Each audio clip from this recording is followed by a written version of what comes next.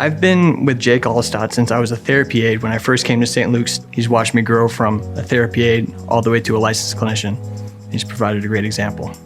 He's just kind of been a mentor in my life since the very beginning in terms of my professional development. Have had some ups and downs personally, and he's always been there.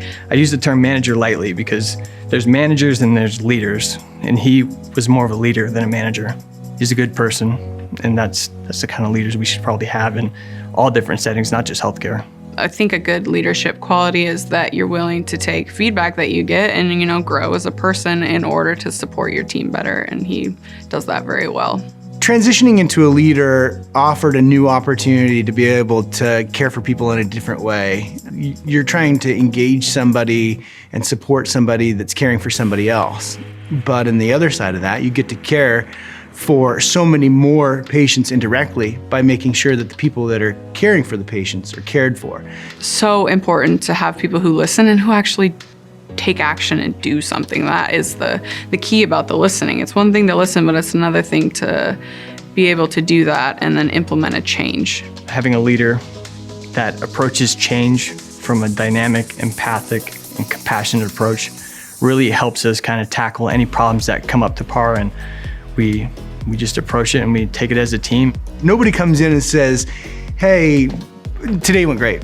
It's usually the stuff that's like, okay, everything went bad and here's our problem and I need your help to fix it.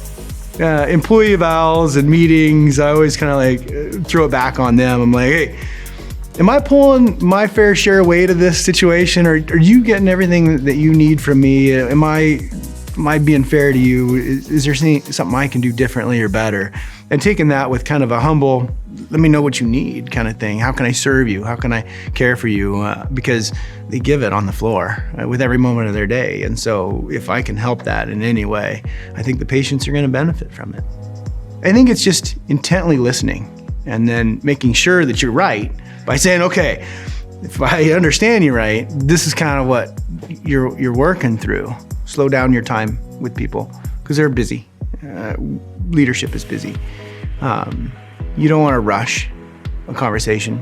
You want to take the time to fully celebrate that moment you're in, so you can really make a connection, so you can really hear what they're trying to say. Is that solution good for your coworkers, the organization, the patients, and working together with the caregiver to be able to figure out, hey, maybe not this is the best solution, but maybe using that as a foundation, we can do this, and that would positively impact your coworkers, organizations, and patients, and best for everybody. What I do is I sit and I turn away from my computer, and I get a chance to kind of get to know them a little bit.